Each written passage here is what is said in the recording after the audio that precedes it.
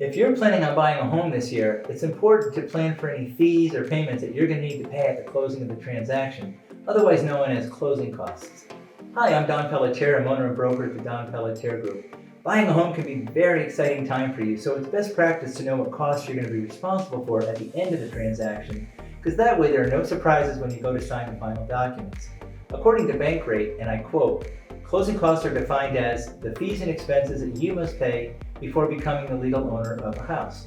Closing costs vary depending on the purchase price of the home and how it's being financed." So what are some closing costs as a buyer that you're going to need to pay? Well, typically in a transaction, this can be costs for things such as the appraisal, credit reports, lender origination fees, home inspection fees, title insurance, underwriting, and notary fees. Closing costs usually are between 1.5% and 2.5% of the total purchase price of the home, but it can really vary just depending on the type of lender, the type of financing, and so forth.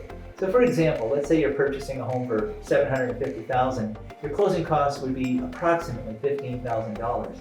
The good news though is that everything is negotiable and you may be able to get a credit from the seller to offset some of the costs. That's why it's important to work with a very experienced real estate agent who can negotiate the best price and terms for you. In fact, we just helped 2 of our buyers in the last month get a $15,000 credit in one case, the other got a $30,000 credit. They used that money to buy their interest rate down into the low 4% range. Don Pelletier here. If you'd like more information on current market data and the available inventory in the area, reach out to my team and I at 858-336-1114 or Don P at pelletierhomes.com so we can help you with your search and write the very best offer to get it accepted.